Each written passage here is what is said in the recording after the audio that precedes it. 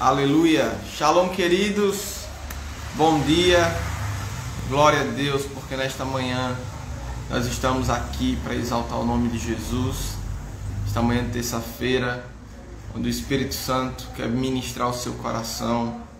O Espírito Santo quer falar com você. Amém?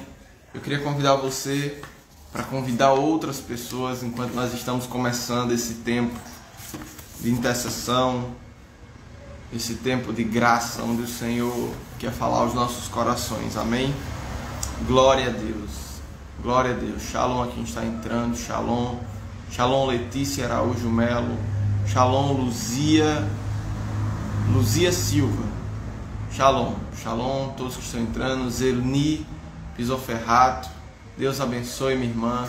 Deus abençoe cada um que está entrando. Amém? Bom, nós queremos começar a live de hoje fazendo a nossa oração do mês de março, a oração do Salmo do Grande Pastor. Se você tiver o livro Orando a Palavra, você pode abrir na página 77. É a oração de número 4. Amém? Glória a Deus. Bom dia, bom dia. Glória a Deus. Oração de número 4, página 77.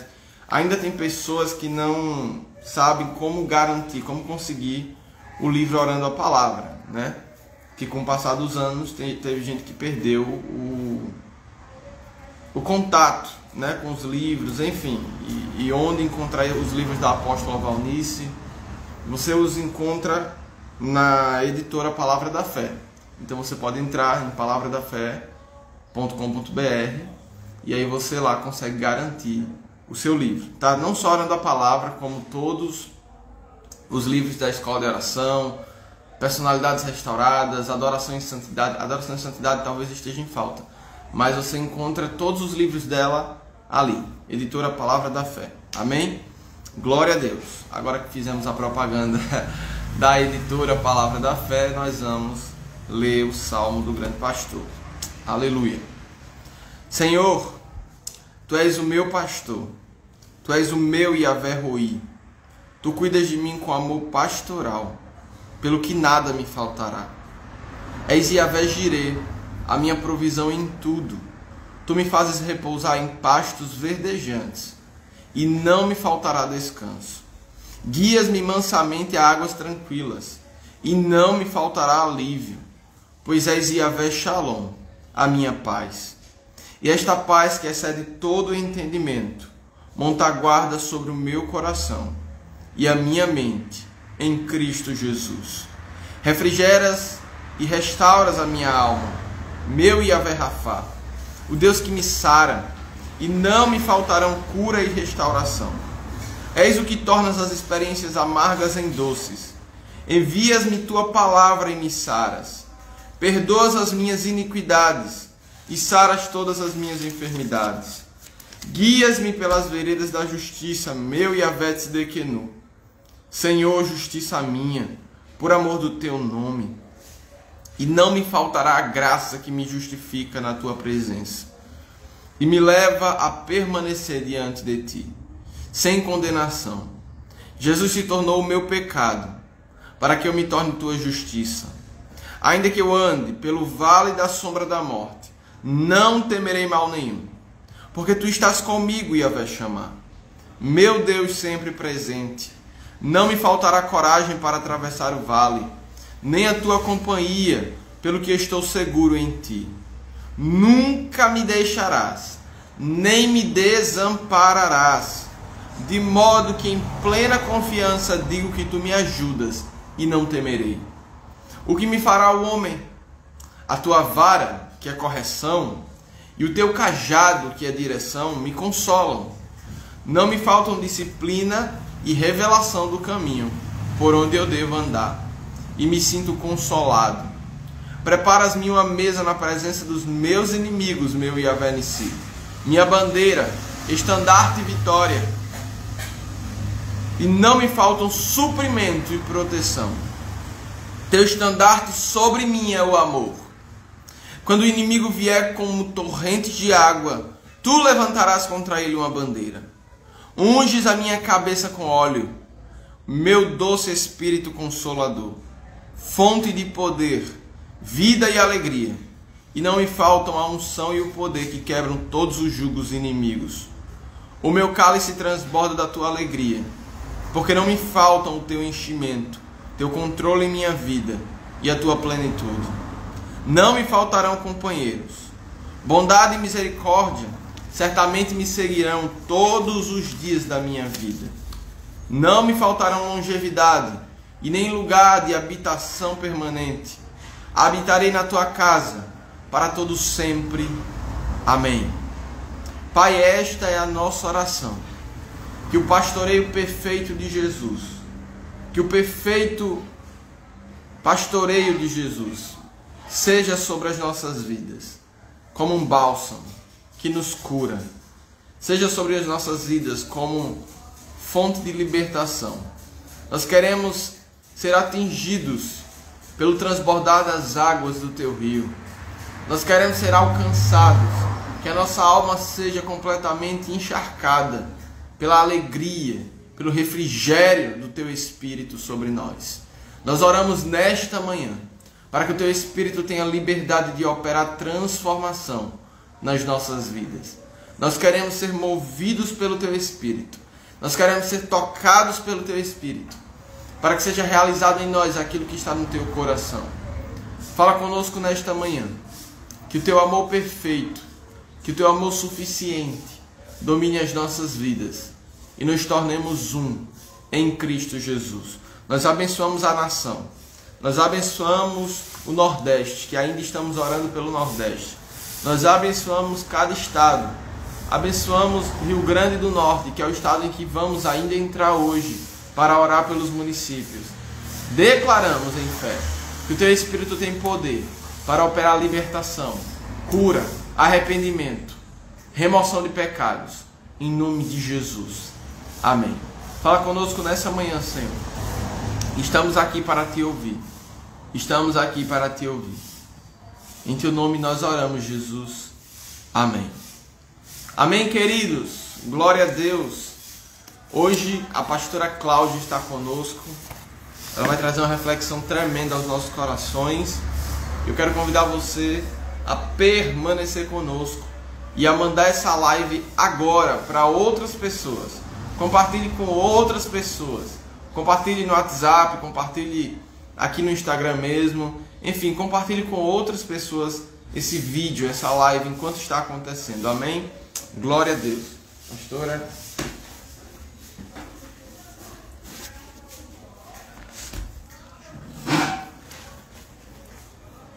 Shalom, shalom, queridos, graça e paz.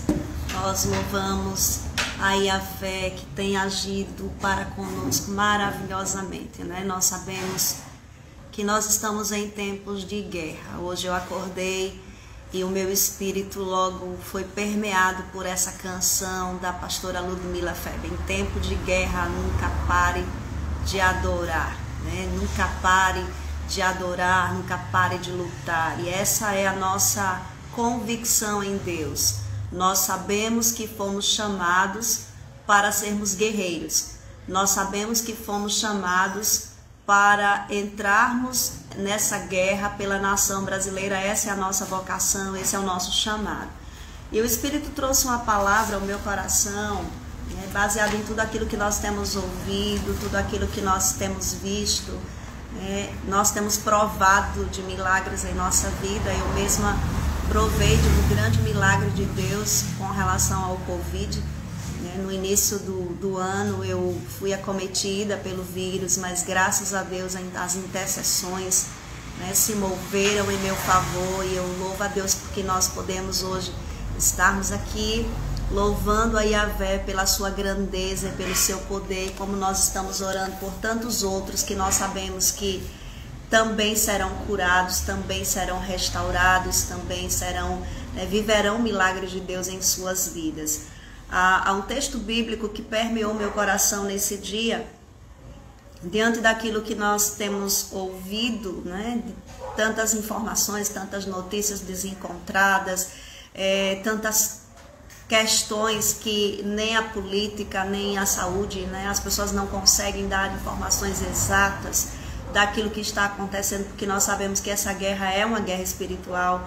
não é apenas uma guerra política, não é apenas uma guerra do Estado, mas nós sabemos que é uma guerra que envolve algo espiritual, e nós sabemos que a preocupação dos políticos não está realmente no povo, não está nas pessoas, mas nas suas campanhas, naquilo que vai ter de retorno, na maneira como vai explorar aquilo que está sendo viabilizado. Mas esse não é o nosso papel, né? Criticar, o nosso papel não é colocarmos a culpa em alguém, o nosso papel é simplesmente nos levantar como igreja e orarmos, né? Esse é o nosso grande papel, é orarmos até ver a manifestação do Senhor sobre as nossas vidas.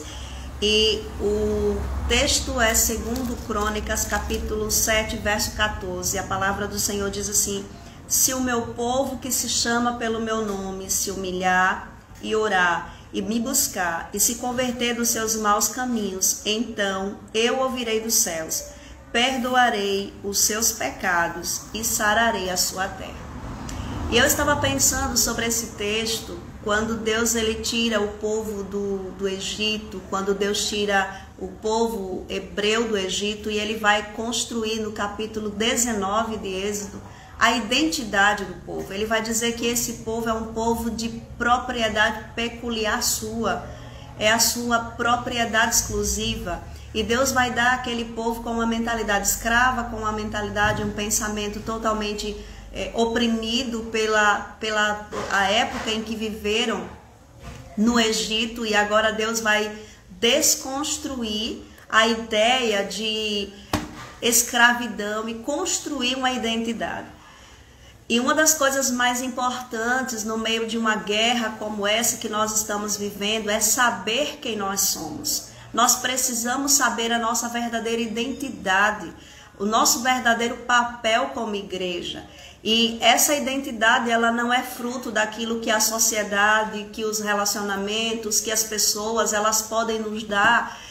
Essa identidade é uma identidade que nós temos a solidificação através de um relacionamento diário com o Pai e através da sua palavra. Então, essa identidade de igreja, essa identidade de povo de Deus, essa identidade de quem nós somos, quem eu sou. É bem verdade que Deus começou a falar para o povo de Israel no capítulo 19 de Êxodo quem eles eram, a sua identidade, aquilo que Deus, como Deus olhava para aquele povo. Mas no capítulo 13 de Número, nós vamos perceber a crise que eles têm de identidade, nós vamos perceber que eles, diante da guerra, diante dos inimigos, eles esquecem aquilo que Deus disse. Antes que Deus desse a lei, Deus deu uma identidade, Deus disse que eles seriam o povo dele, a nação dele, a sua propriedade exclusiva, mas nós olhamos para esse povo e percebemos que esse povo ele vai se perdendo a sua identidade por conta das crises, do desgaste, né, das adversidades. E nós entendemos que as crises muitas vezes elas vêm para tentar paralisar a nossa fé, mexer com a nossa identidade, mexer com as nossas crenças, mobilizar aquilo que realmente nós estamos fundamentados. Mas há algo que nós queremos dizer nessa manhã, que aqueles que estão fundamentados pela palavra e aqueles que estão fundamentados em Deus, lembramos do texto do Salmo 125 que diz que aqueles que confiam, aqueles que acreditam, aqueles que se debruçam sobre essa palavra de Deus são como os montes de Sião, que não se abalam, mas eles permanecem para sempre. E quando nós olhamos para esse texto, nós percebemos que esse texto ele revela para nós que a nossa confiança ela gera dentro de nós segurança, ela gera dentro de nós convicções. E quando a Bíblia diz que o livro de a segunda carta de Pedro, no capítulo 2, verso 9, Pedro vai reafirmar nossa identidade agora não mais como nação de Israel, mas como igreja, agora como um povo de Deus. Ele vai dizer que nós somos a raça eleita, nós somos o sacerdócio real, nós somos o povo adquirido de Yahvé, nós somos aqueles que somos chamados com uma missão, com uma vocação de proclamarmos a virtude daquele que nos chamou das trevas para a sua maravilhosa luz. E quando eu olho para esse texto, a primeira verdade que eu extraio dele, né, que eu absorvo desse texto, é que nós somos o povo do Senhor. Se o meu povo, né? Aqueles que têm uma identidade de povo, aqueles que têm uma identidade de reino, aqueles que entendem que estão no reino de Deus. Se esse meu povo que absorveram da minha identidade, se esse meu povo que entenderam que eles são meus e eles têm a autoridade delegada pelo próprio Deus para se moverem na terra e mudar os decretos, e mudar as leis, e mudar as situações por meio das suas orações. Se esse meu povo, né? E aí a gente percebe que não é só a ideia desse povo, esse povo que se distanciou muitas vezes, e eu acho tremendo a palavra de Deus, porque nós somos povo de Deus apesar de nós, né? Nós não somos perfeitos, nós não somos aquelas pessoas que estão ali porque foram chamadas e não tem nenhum erro, nenhum desvio de conduta. Não, nós estamos aqui porque apesar de nós, Deus investiu, Deus nos chamou, nos redimiu pelo seu sangue e Ele confiou a nós um papel sobre a terra. E os homens estão à espera de um povo de Deus que se posicione. O mundo ele espera o posicionamento da igreja. As pessoas esperam a palavra da igreja, as pessoas esperam o consolo da igreja, as pessoas esperam de nós as palavras de ânimo, as palavras de consolo, as palavras que brotam do trono de Deus, que removem o medo, que removem as crises, que removem as cadeias espirituais. As pessoas estão à espera da manifestação dos filhos de Deus, que não se calarão diante da guerra, que não recuarão diante da guerra. E quando nós olhamos para esse texto, nós temos o privilégio de ser povo, né? Há um privilégio em ser povo de Deus, mas todo privilégio traz consigo a responsabilidade, né? Todo privilégio que nós recebemos de Deus, de sermos chamados de filhos, de sermos chamados de servos, de sermos chamados a responsabilidade de proclamar as virtudes daquele que nos chamou das trevas para a sua maravilhosa luz. É esse privilégio que nós estamos, essa posição de filho, gera dentro de nós também um senso de responsabilidade. E dentro dessa responsabilidade, como eu estou cumprindo o meu papel no mundo, né? Diante das pessoas, como eu estou cumprindo o meu papel de responsabilidade diante da sociedade, diante da minha família, diante da igreja que eu lidero, que eu pastoreio. Então, como eu estou cumprindo esse meu papel de igreja, de povo de Deus. Então nós precisamos cumprir esse papel, entendendo e levando o povo a cumprir esse decreto que está aqui no texto onde nós lemos. O que é que Deus espera de nós, né? Então todo afastamento de Deus, todo distanciamento da presença de Deus vai gerar exatamente maldições, vai gerar pragas. E nós vamos ver isso no contexto, né, do verso 13. Se eu cerrar os céus, né, de modo que não haja chuva, se eu ordenar aos gafanhotos que consumam a terra, ou se eu enviar peste ao povo, né? Então, se eu fizer tudo isso por causa do pecado, por causa do julgamento, mas se o meu povo, né, uma condição, se esse povo que entende que são meu povo, eles trilharem caminhos de retorno, eles trilharem o caminho, né, como dizem os judeus, da techuvá, do voltar-se para Deus. Então, esse caminho de retorno para Deus, esse caminho de aproximação para Deus é capaz de mudar a circunstância de maldição em bênção, é capaz de mudar e remover as pragas e os céus novamente serem abertos sobre a nação, serem abertos sobre as famílias, serem abertos sobre as cidades. E hoje nós queremos trazer essa responsabilidade de nós como esse povo, né? Esse povo de Deus que precisa voltar a esse caminho de retorno para a presença do Pai. Quando eu olho para esse caminho de retorno, há um apontamento de Deus. Sim, Deus aponta.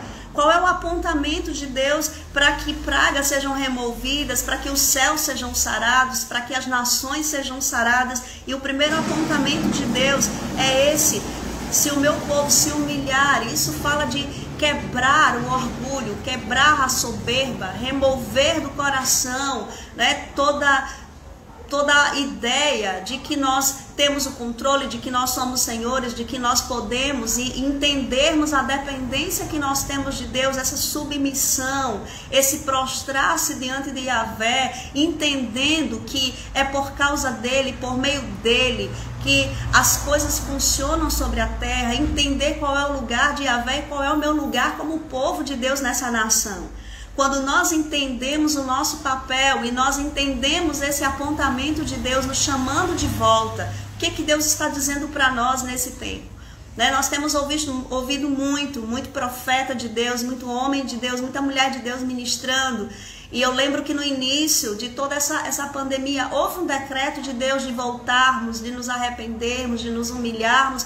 E nós lembramos que o arrependimento muda as circunstâncias quando nós olhamos para o livro de Nínive e quando nós olhamos que a pregação chegou em Nínive e o povo vestiu-se de saco.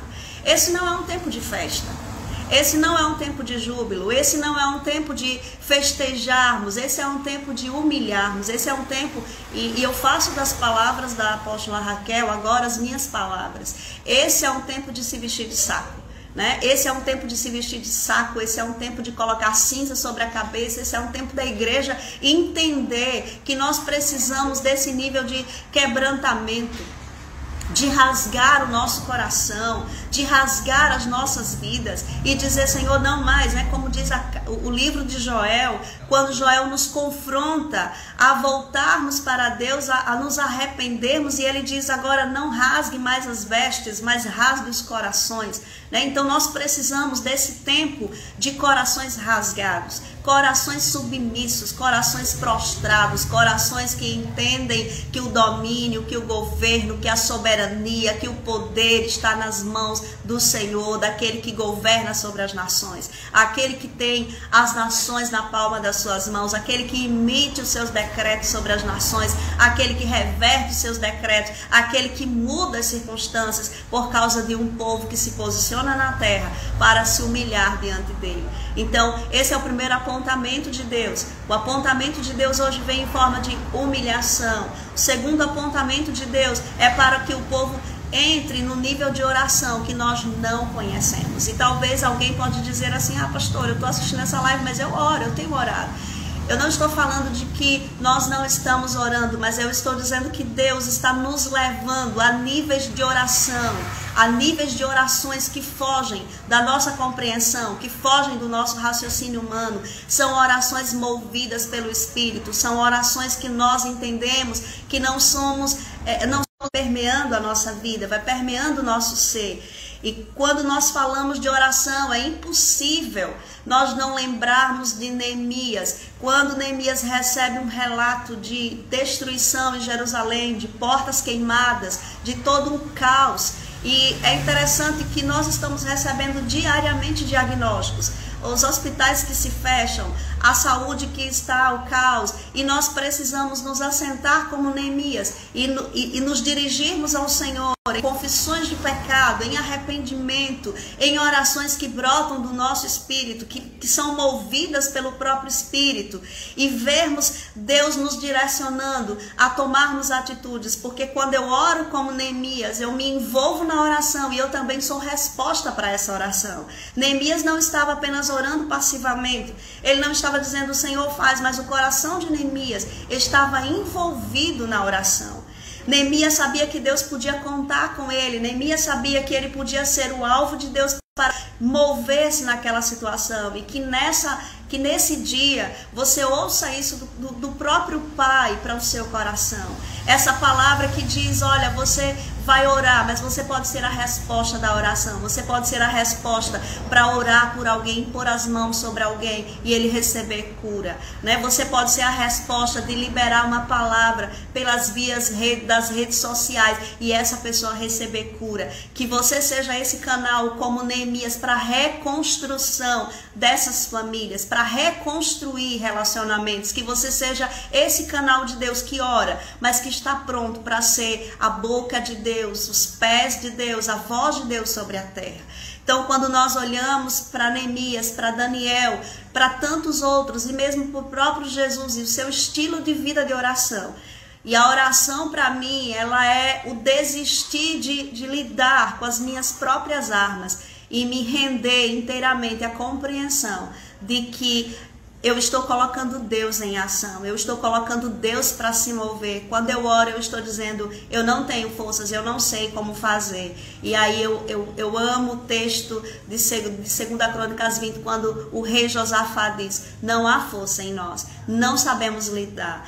Há uma nação grande vindo contra nós, mas os nossos olhos estão postos em Deus. E esse é o grande segredo daqueles que têm uma identidade solidificada pela verdade de Deus. Quando nossa identidade está solidificada pela verdade de Deus, aquilo que é humano, aquilo que é normal, os questionamentos, as tentações, as pressões, não remove quem nós somos. Nós entramos nas universidades e sabemos que nenhum espírito maldito permeia nossa mente, porque nós estamos em Cristo Jesus e sabemos quem somos em Deus.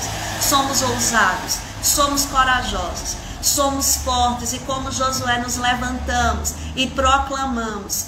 É do nosso ou dos nossos inimigos. Então nós tomamos esse posicionamento porque sabemos quem somos. O grito do Golias não vai inibir aqueles que têm uma identidade em Deus. O grito do Golias não vai paralisar aqueles que são chamados por um decreto e sabem quem são em Cristo Jesus. Então, nós temos duas pontuações aqui, humilhação e oração. E a terceira pontuação aqui, que sobe do nível de oração para o nível de busca intensa, de busca constante, de busca apaixonada, né? Quantas vezes nós olhamos para Deus como um solucionador de problemas, né?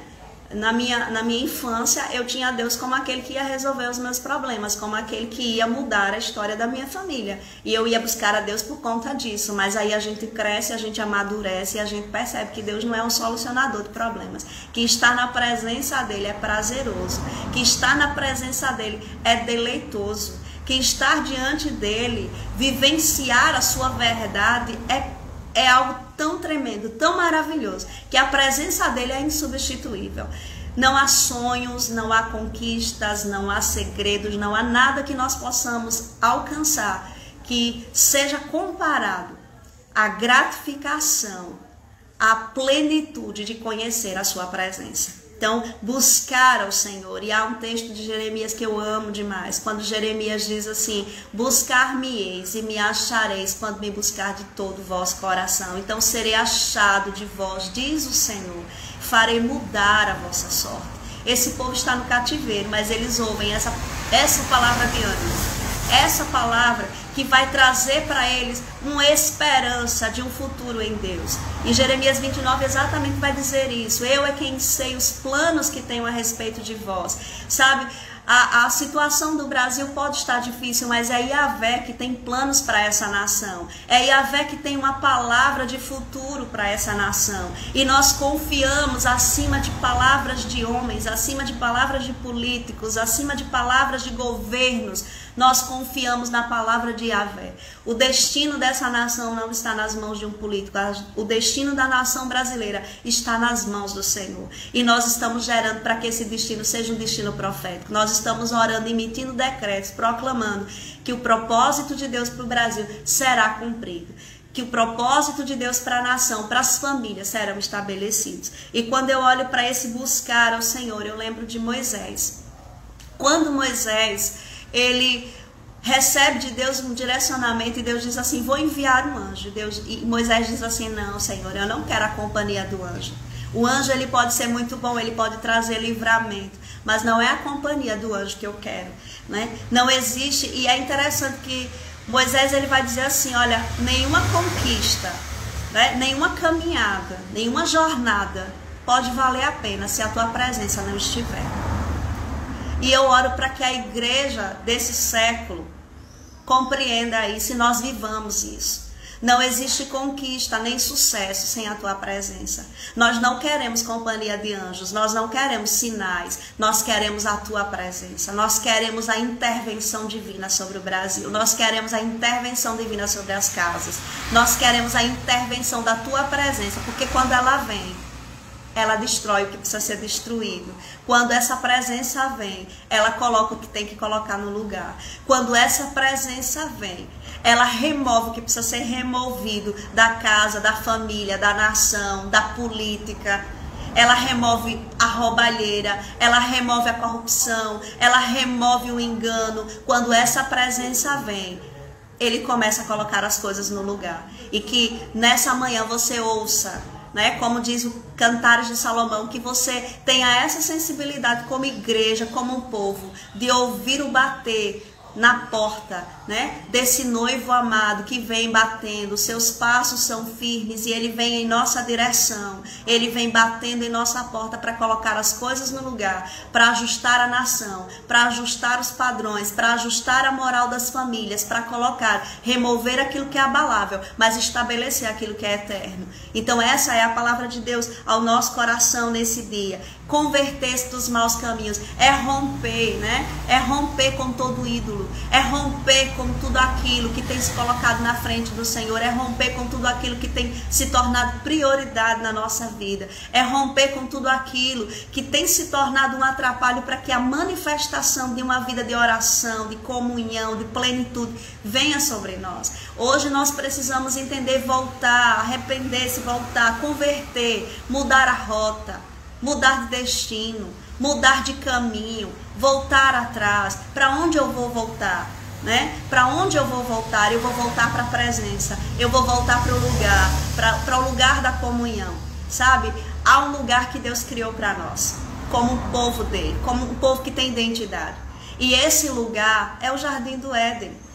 E o Jardim do Éden é todo lugar permeado por sua presença. E nessa manhã, o Pai quer te levar de volta a esse lugar onde você ouve a voz dele, esse lugar onde tudo é tão patente e visível para ele, onde nós não escondemos nada, onde nós estamos desnudos em sua presença. É esse lugar que ele quer nos levar nesse dia.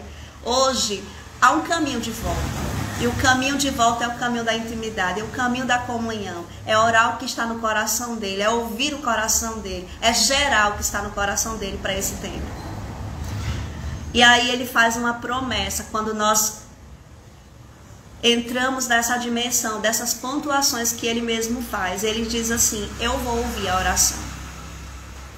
Então, orações respondidas são resultados de corações que se voltam. Orações respondidas são orações movidas por atitudes de arrependimento, de conversões genuínas. Né? As nossas conversões hoje são muito superficiais, são muito, as pessoas se convertem, nem sabem na verdade o que elas estão fazendo, mas nós precisamos orar para que as conversões sejam genuínas, para que a compreensão do Evangelho, a compreensão da revelação de Deus se materialize no coração dos homens. Né? Como igreja do Senhor, nós temos essa responsabilidade. Eu perdoarei os seus pecados. Então, apesar de quem nós somos, Deus está dizendo: vinde, ainda que os seus pecados sejam vermelhos como Brasil, como carmesim, né? Ainda que eles sejam vermelhos, como eles se tornarão brancos como a neve. Essa proposta de Deus, essa palavra de Deus para a nação brasileira. A corrupção, a roubo, a engano, a mentira, sim, mas a palavra de Deus diz: se nós nos convertermos, se nós nos arrependermos como igreja, o Senhor vai alcançar essa nação, o Senhor vai alcançar as famílias, Ele vai alcançar os povos e Ele vai curar, né? Ele vai perdoar e Ele vai curar a nossa terra. Como o Brasil precisa de cura, como as famílias precisam de cura, como a igreja precisa de cura, né? Como a igreja precisa de cura. Nós precisamos entender esses níveis que Deus está nos levando nesse tempo. Acredito que Deus mesmo permitiu que tudo isso acontecesse para fazer a igreja enxergar que a igreja nunca deixará de ser igreja, que aonde nós estivermos nós vamos manifestar a presença de Deus, que as nossas palavras, que as nossas atitudes, que o nosso ser revela Cristo ao mundo. E como nós precisamos entender que a igreja, na verdade, ela não está centralizada nos templos. A igreja somos nós, corpo vivo, organismo vivo de Deus, que se espalha sobre toda a face da terra, e é a favor dessa igreja que Jesus diz que as portas do inferno não prevalecerão sobre a igreja de Jesus. Então, essa palavra nessa manhã desceu ao meu coração e eu quis compartilhar essa palavra com você. Se nós somos povo, é o privilégio de ser povo, mas há uma responsabilidade em ser povo. E a responsabilidade deve ser assumida por cada um de nós que somos parte da igreja, né? Então receba o seu cajado, receba aquilo que Deus está dando a você nesse dia, né? Eu lembro de Moisés, Deus dizendo a Moisés: por que você está clamando a mim? Use o cajado que eu te dei, use aquele que está nas suas mãos. Então essa é a palavra de Deus ao seu coração nesse dia, né? Deus tem te dado uma visão, uma unção, né? E Ele está te chamando hoje para essa responsabilidade, tá bom? Deus abençoe sua vida, que esse seja um tempo de consolo do Pai, que o grande pastor esteja aí na sua casa, na sua família, né? Levando vocês às águas de descanso. Deus abençoe suas vidas. Paulo vai orar. Amém. Aleluia, hein? Amém, queridos? A gente fica acompanhando pela televisão e vendo a interação de vocês, a resposta para o que Deus tem falado. É assim mesmo, glória a Deus. Amém? Glória a Deus. Vamos entrar no Rio Grande do Norte hoje, no Reino do Espírito, né? Vamos entrar nesse estado porque nós cremos que o Senhor ama o Rio Grande do Norte. O Senhor tem planos para o Rio Grande do Norte. O Senhor tem projetos para o Rio Grande do Norte e nós queremos orar pelo Rio Grande do Norte nesta manhã. O Rio Grande do Norte tem 167 municípios, e nós vamos cobri-los nesses dias, amém? Nós vamos cobrir esses municípios nesses dias. Glória a Deus. Pai bondoso, nós te exaltamos nesta manhã mais uma vez. Obrigado. Obrigado pela perfeita obra que o Senhor tem operado em nossas vidas. Teu Espírito é poderoso e tem operado algo tremendo em nós. Obrigado pelas libertações, as curas, os milagres que nós temos vivido, Senhor. Isso tem ativado a nossa fé. Isso tem nos movido em esperança. Obrigado porque o Teu Espírito tem falado conosco nesse tempo e tem sido tão visível o agir do Senhor. Tem sido tão palpável aquilo que o Senhor tem feito em nós. Por isso nós cobrimos o Brasil. Cobrimos o Brasil com a Tua graça. Cobrimos o Brasil com uma nuvem de arrependimento. Uma nuvem de arrependimento, de clamor, de quebrantamento. Envolva a nação nesta manhã. Declaramos em nome de Jesus que o Brasil pertence ao Senhor. O Brasil foi comprado por bom preço. Cobrimos o Brasil com a Tua graça e declaramos que as libertações do Senhor virão sobre o nosso país. Nós cobrimos também o Rio Grande do Norte de uma forma toda especial. Oramos por Acari, prefeito Fernando Antônio Bezerra. Afonso Bezerra, prefeito João Batista da Cunha Neto.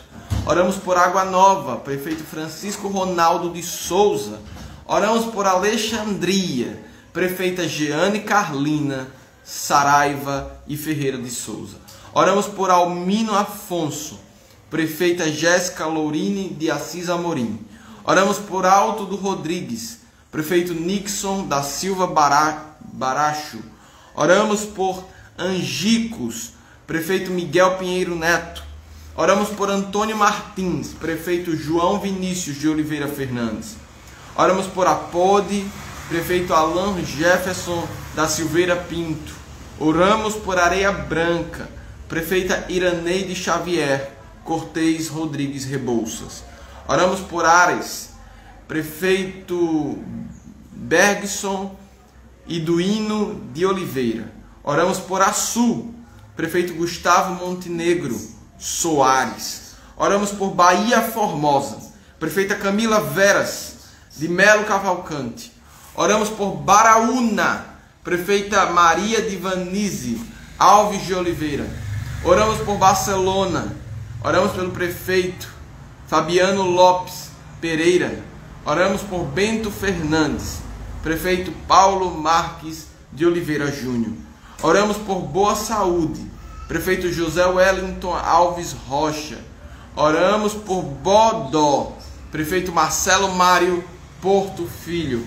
Oramos por Bom Jesus, prefeito Clécio da Câmara Azevedo. Oramos por Brejinho, prefeito João Batista Gomes Gonçalves. Nós cobrimos esses 20 municípios que declaramos agora. Esses prefeitos, essas prefeitas, homens e mulheres, que profeticamente eu declaro, homens e mulheres de Deus, que serão usados para que o avivamento venha sobre cada um desses municípios. Venha as libertações, venha a cura, venha a transformação, venha a salvação, venha quebrantamento e arrependimento sobre cada município orado nesta manhã. Pai, nós invadimos Natal, invadimos o Rio Grande do Norte, profeticamente, com o pé na porta de Satanás, declarando que o território do Rio Grande do Norte pertence a Yahvé. Nós te entregamos o domínio, o poder, o governo e a soberania do estado do Rio Grande do Norte.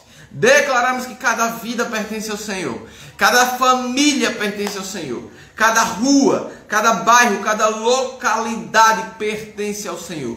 Cobrimos Rio Grande do Norte com cura, com paz, com vida, com salvação, e declaramos que esses municípios foram comprados com o sangue de Jesus. Declaramos que todas as vezes que Satanás tentar tomar posse desses municípios, o leão rugirá no trono, lembrando a Satanás que esses municípios foram comprados, esses municípios foram conquistados. Por isso nós ratificamos o poder do sangue de Jesus sobre o estado do Rio Grande do Norte. Não há mais dano, não há mais prejuízos que Satanás possa oferecer contra a igreja no Rio Grande do Norte. Nos levantamos com a autoridade, que o sangue do Cordeiro passe agora sobre os umbrais de cada casa, sobre os umbrais de cada porta, removendo todo pecado, removendo toda iniquidade, removendo em nome de Jesus toda consciência impune, toda consciência maligna, removendo de nós tudo aquilo que não é Cristo, em nome de Jesus. Pai, nós oramos pela igreja no Rio Grande do Norte e declaramos que o Teu Espírito varrerá todo pecado do meio da igreja, todo escândalo do meio da igreja, toda iniquidade no meio da igreja, toda negligência no meio da igreja. Declaramos, Senhor, em nome de Jesus, que a igreja que tem dormido ali no Rio Grande do Norte se levantará com autoridade e poder para dominar sobre os territórios do Rio Grande do Norte. Cobrimos cada um desses municípios e declaramos em fé sobre o Rio Grande do Norte e sobre o Brasil. Que Yahvé te abençoe e te guarde. Que Yahvé faça resplandecer o seu rosto sobre ti. Que Yahvé tenha misericórdia de ti. Que Yahvé sobre ti levante o seu glorioso rosto, o seu maravilhoso rosto.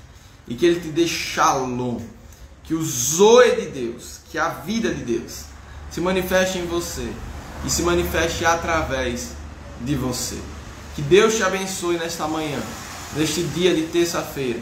Que a presença do Senhor te invada a sua casa, invada o seu coração. Em nome de Jesus. Amém. Shalom, shalom, queridos.